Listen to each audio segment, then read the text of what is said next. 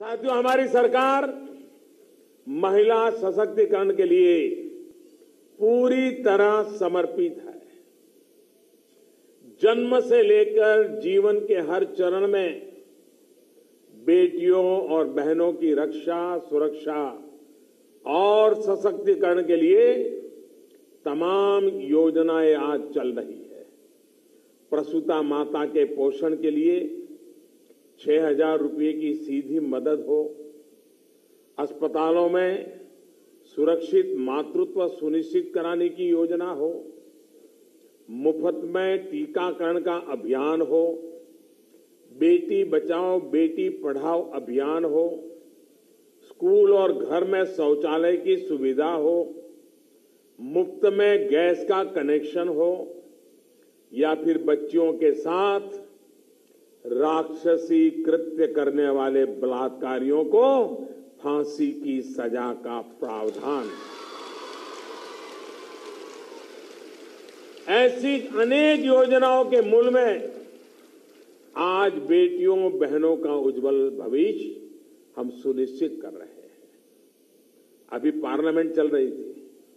Parliament में हम एक ऐसा कानून रखा है लाने के लिए, अच्छा होता पार्लियामेंट चलती तो वो भी काम मैं कर देता, लेकिन कभी कभी राजनीति ऊपर आ जाती है तो काम या तो धीरा हो जाता है या अटक जाता है।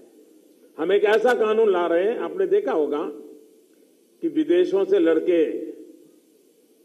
शादी के लिए आते हैं और हमारे माँ बाप को भी लगता है चलो बेटी की शादी है, बेटी विदेश जाएगी, और वहां जाने के बाद उसकी हालत खराब हो जाती है और वो उसको चिंता ही नहीं करता। हम ऐसा कानून लाए हैं कि हमारे हिंदुस्तान की बहन बेटियों विदेश में अगर शादी करके जाती और बाद में अगर उनके साथ धोखा होता है, अन्याय होता है, तो अब वो धोखा देने वाले बच नहीं पाएंगे। ऐसा कानून महिलाएं गांव में हो या शहर में, उन्हें उद्यमिता के अवसर मिलने में परेशानी न हो, इसका भी ध्यान रखा जा रहा है। मातृत्व अवकाश को 12 हफ्ते से बढ़ाकर 26 हफ्ते करने का फैसला भी हमारी सरकार द्वारा लिया गया है। दुनिया के बड़े बड़े देशों में भी ये कानून नहीं है जो हमने किया है। 26 हफ्ते मतलब आधा वर्ष मां अपने नवजात बच्चे के साथ 6 महीने अब गुजार पाएगी।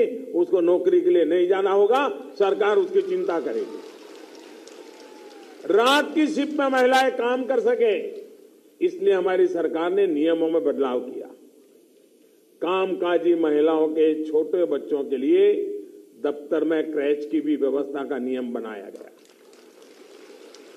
प्रधानमंत्री आवास योजना के तहत जो घर दिए जा रहे हैं, उसमें महिलाओं के नाम घर की रजिस्ट्री कराने को प्राथमिकता दी जा रही है। वरना हमारी समाज रचना कैसी है? घर है तो पति के नाम पर, दुकान है तो पति के नाम पर, गाड़ी है पति के नाम पर, खेत है पति के नाम पर, स्कूटर खरीदा पति के नाम पर, दुकान ली पति के नाम पर, और पति नहीं रहा तो सब कुछ बेटे के नाम पर। मां के नाम पे कुछ नहीं।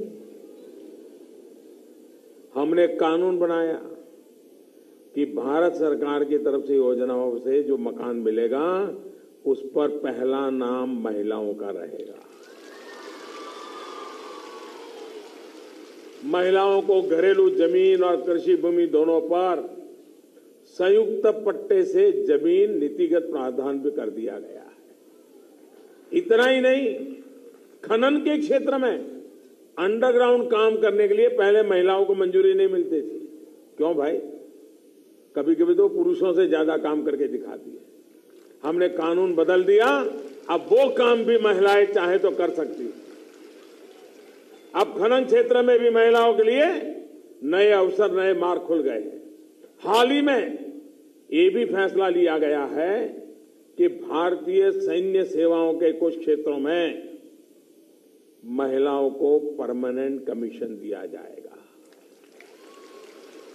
हमारे देश के फौजी जब पराक्रम करते हैं तो सिर्फ पुरुष को ही गर्व होता है ऐसा नहीं, बेटियों को भी लगता है अगर मौका मिले तो हम भी करके दिखाएंगे। लगता है कि नहीं लगता है?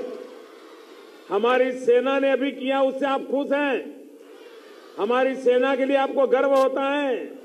आपका भी मन करता है कभी आपकी बेटी भी ऐसे ही खड़ी हो जाए? आपका मन करता है? ये काम हम कर रहे हैं। आज भारत में बेटियां फाइटर जेट उड़ा रही है तो नाव से समंदर की पूरी परिक्रमा भी कर रही है।